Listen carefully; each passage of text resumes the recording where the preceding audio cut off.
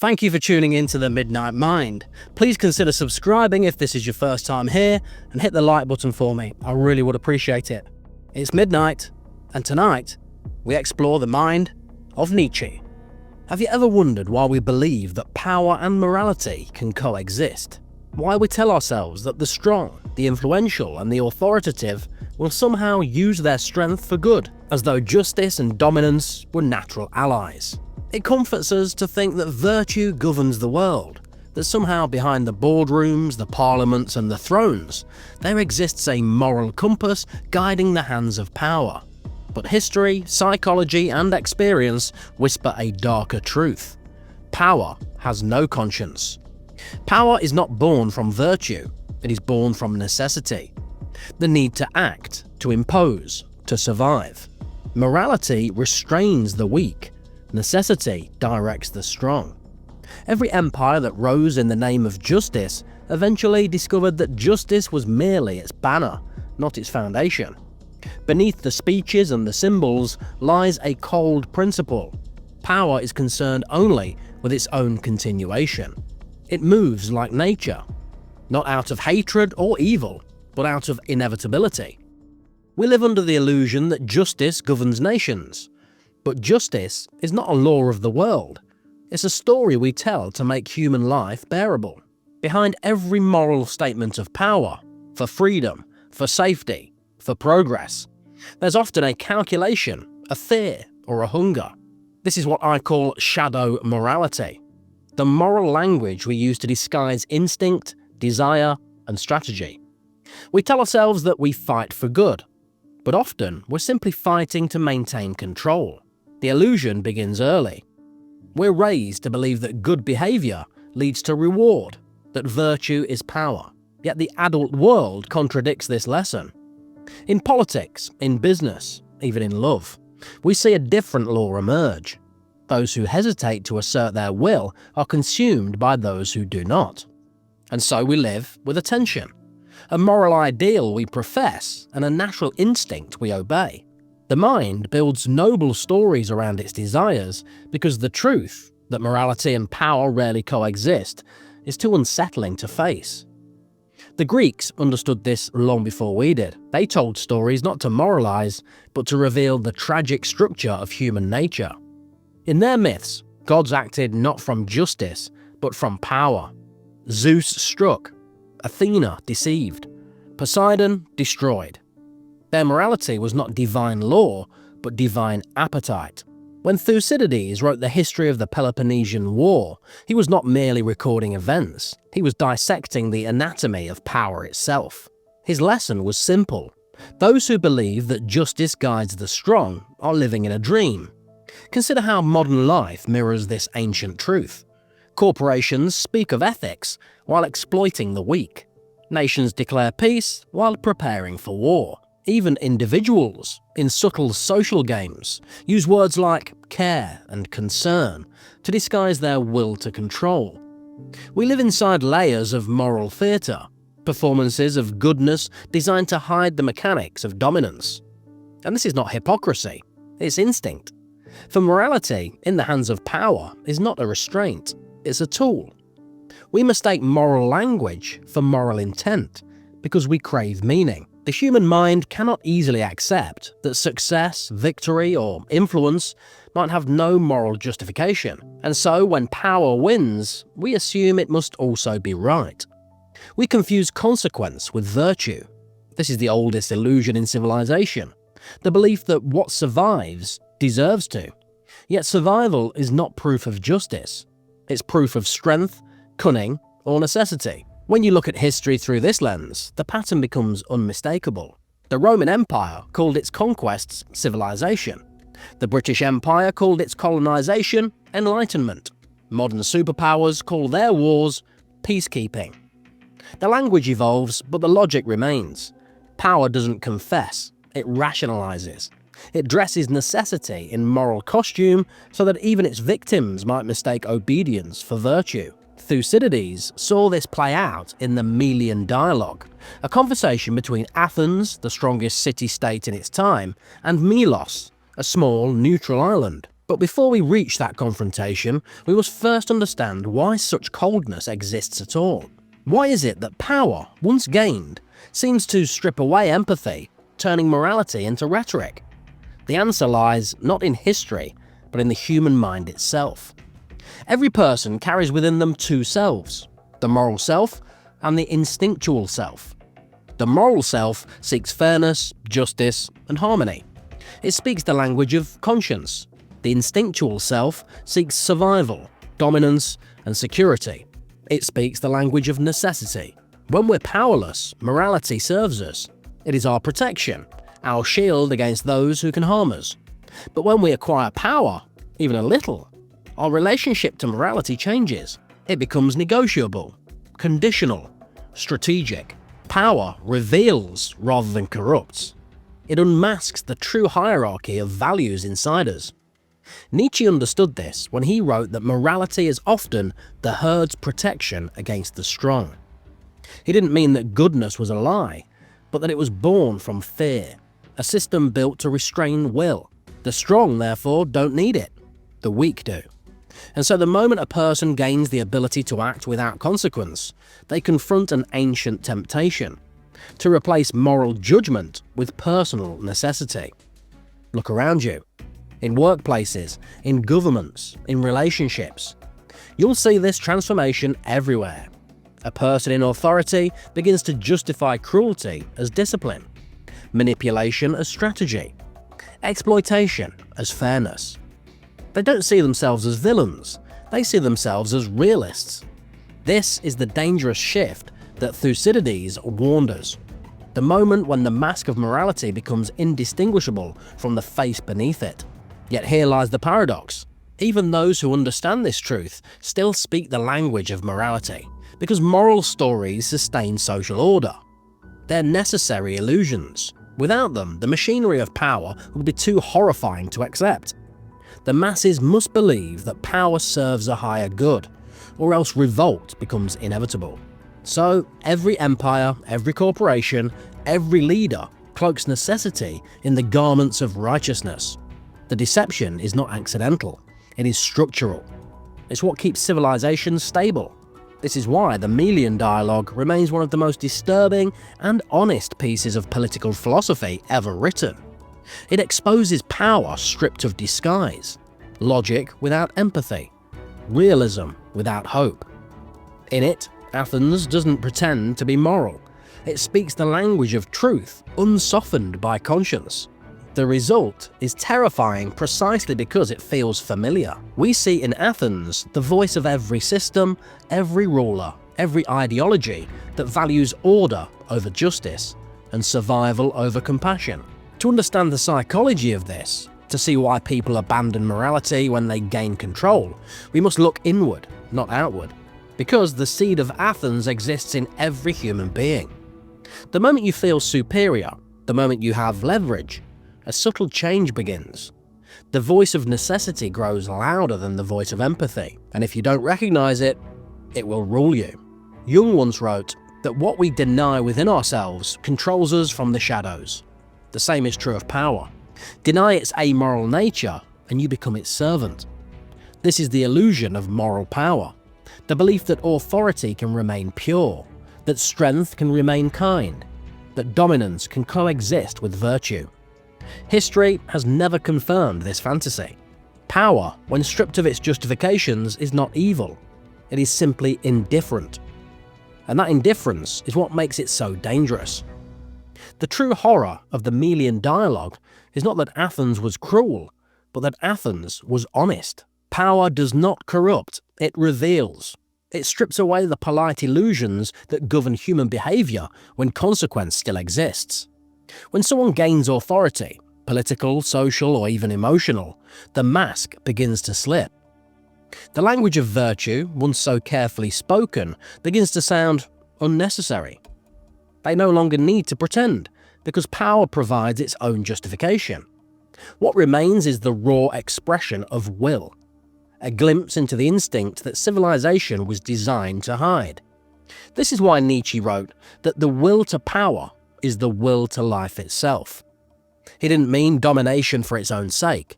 He meant that power is the very pulse of existence. The drive to grow, to assert, to overcome resistance. Life doesn't apologize for its hunger, it expands by necessity.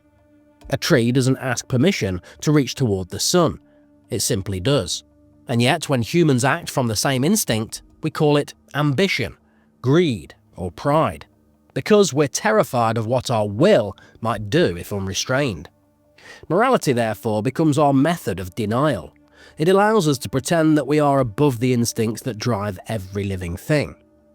But the truth is, every person hungers for control. Some seek it in domination, others in righteousness, others still in the quiet manipulation of emotion. Even the self-sacrificing saint exerts a kind of power, the power of moral superiority. Jung warned that those who refuse to acknowledge this hunger become its victims. What they repress returns through projection, the unconscious need to see one's own shadow in others. The person who condemns the corrupt politician or the ruthless executive may simply be condemning the parts of themselves they dare not meet. When power enters a person's life, it doesn't create new instincts, it merely unmasks old ones.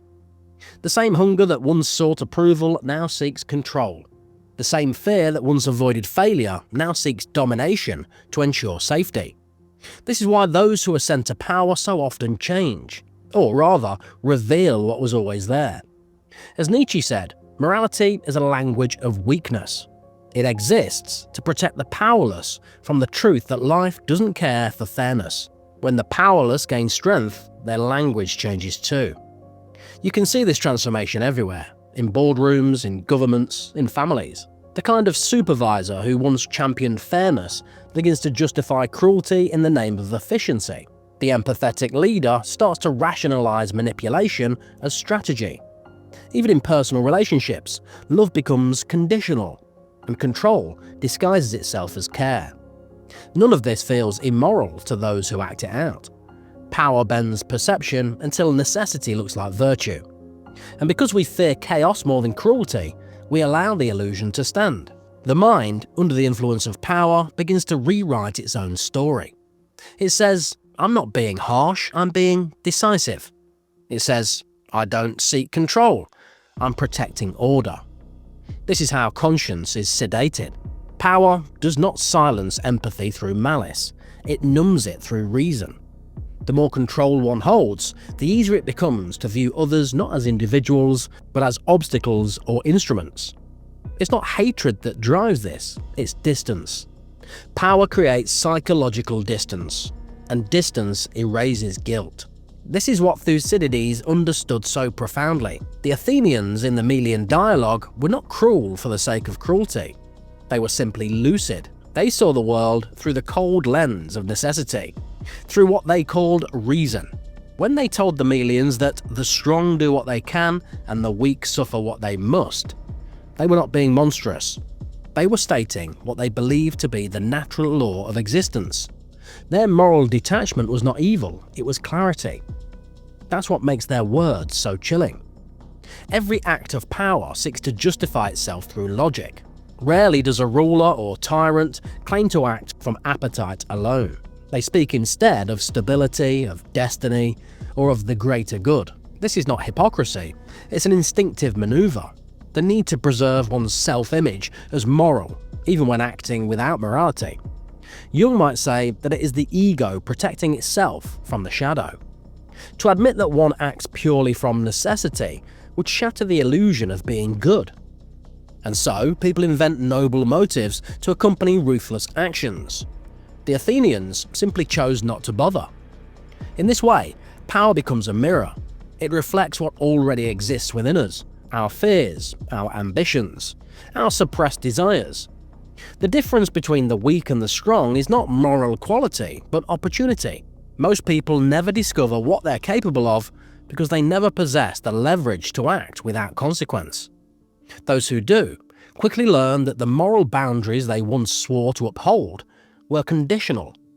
Conscience has always been a negotiation between desire and fear. Remove fear, and the negotiation ends. Nietzsche warned of this when he described the Übermensch, a human being who transcends inherited morality.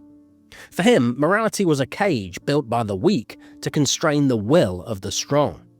But he also understood the danger. The moment you destroy the cage, you must build a higher discipline, or you descend into chaos. The will to power without self-awareness becomes tyranny. The will to power with awareness becomes mastery. The difference lies in consciousness, not restraint. Jung took this further. He saw that repression of the will to power leads to projection, the displacement of one's own darkness onto the world. This is why societies that preach moral purity often create the most corruption.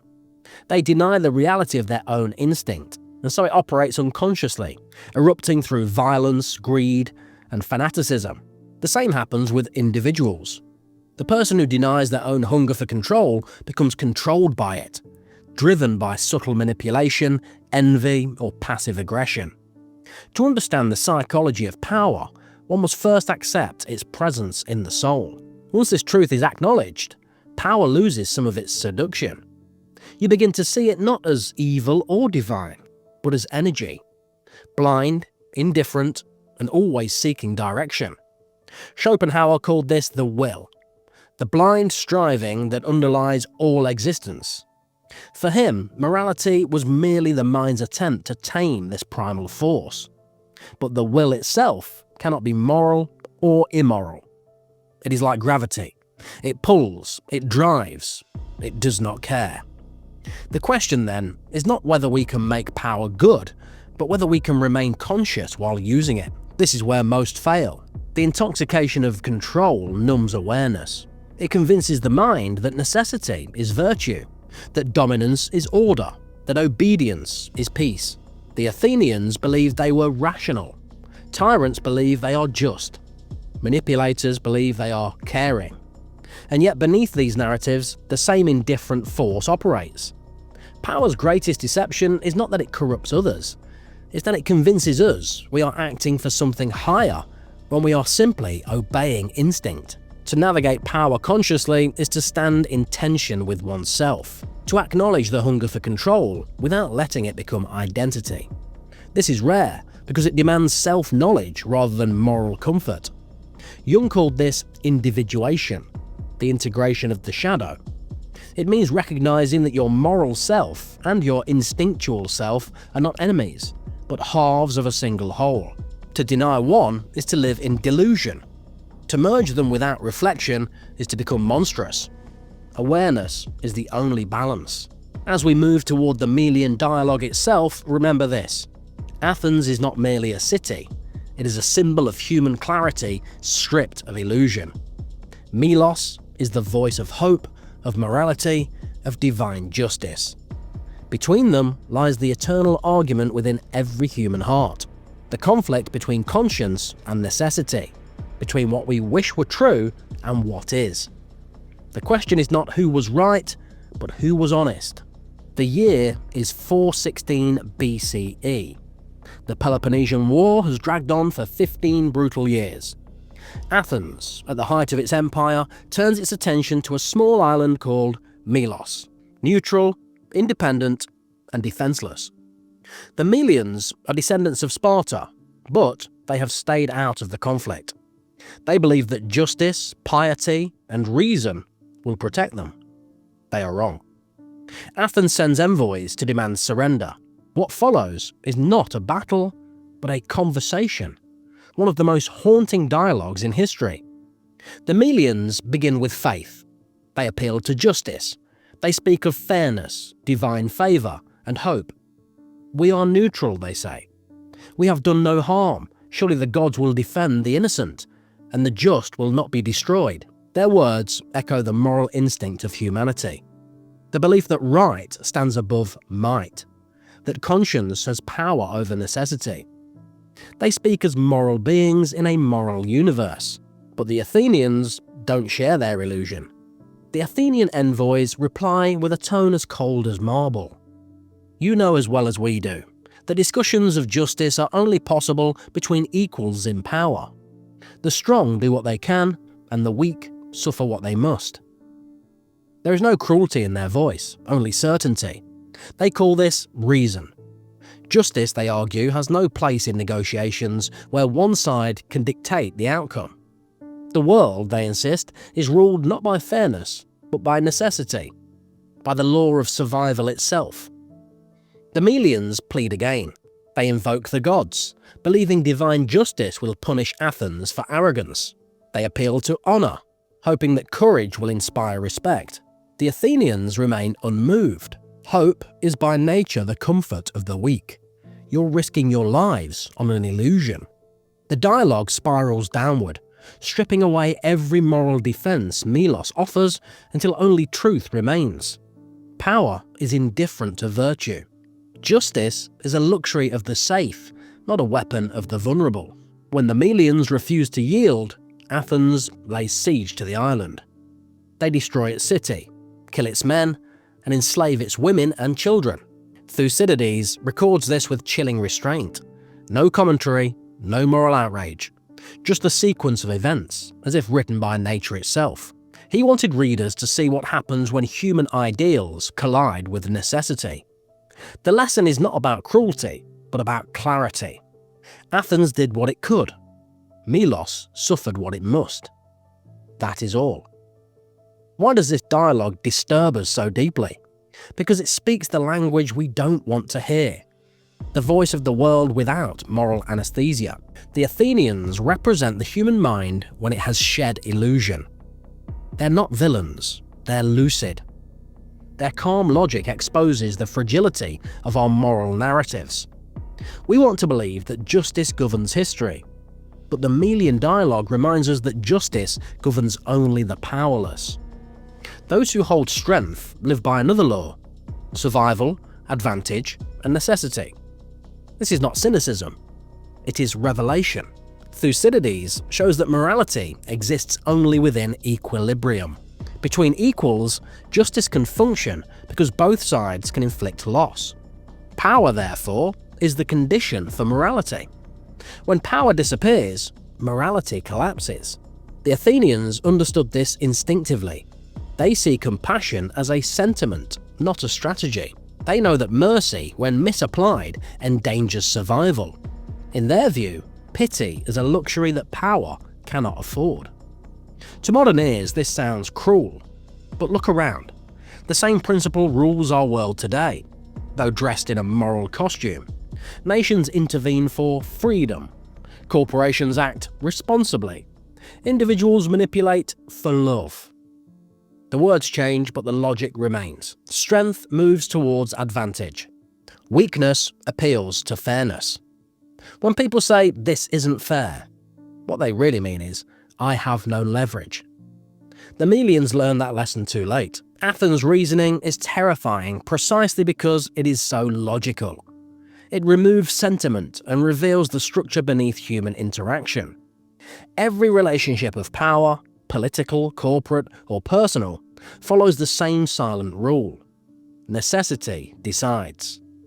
We may argue about ethics, but beneath those arguments lie questions of strength, dependency, and need.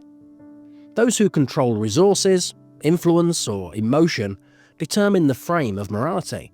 Those without it appeal to invisible forces: God, justice, fate, because they have nothing else. What Thucydides achieved with the Melian Dialogue is something few historians ever dared.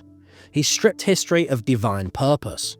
There are no heroes or villains, only human beings acting according to capacity. He replaced the myth of moral history with the law of human necessity. In doing so, he forced every reader to confront an unbearable thought: that civilization itself might be built on indifference rather than virtue, that the order we worship may be nothing more than organized domination. Yet even with this bleak clarity lies a mirror of our own psychology. We condemn Athens, but we act like Athens every day. When we choose advantage over honesty, when we silence others to preserve comfort, when we justify cruelty in the name of efficiency, we're repeating the logic of empire in miniature. Power doesn't need armies to exist, it needs only imbalance. Wherever one person depends on another for approval, money, or security, the Athenian truth emerges. Equality is illusion. Necessity rules.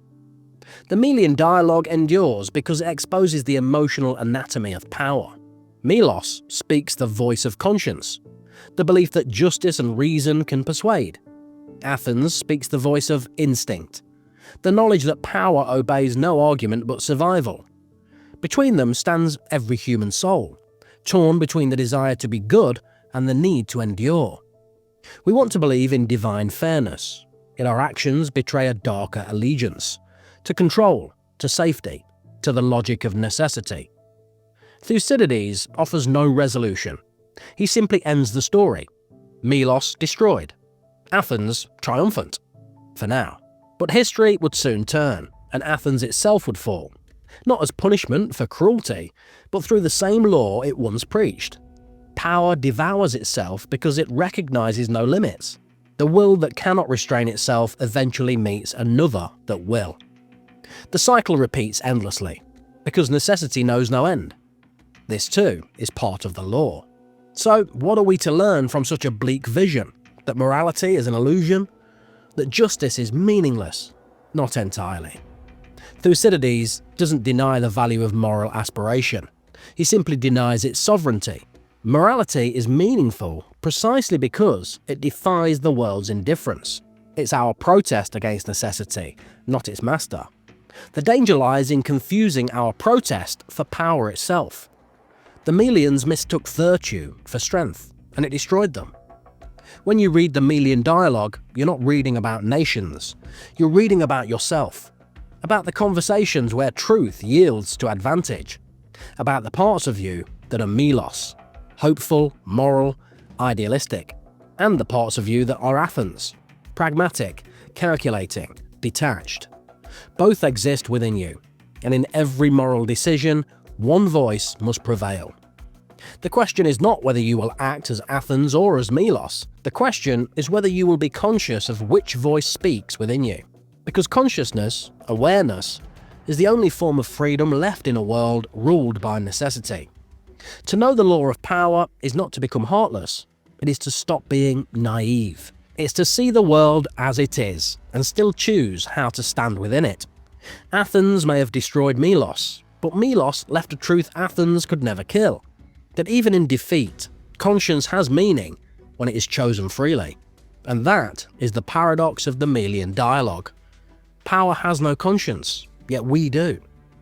Power follows the law of necessity, yet we can choose to understand it without worshipping it. To recognize the difference is to awaken from illusion. To mistake morality for power is to live like Melos. To understand necessity without surrendering the soul, that is wisdom. That is the only strength that doesn't destroy itself. If you've enjoyed this video, please hit the like button for me. I really would appreciate it. And if you have any thoughts on today's episode, I'd love to hear them. Leave me a message down in the comments.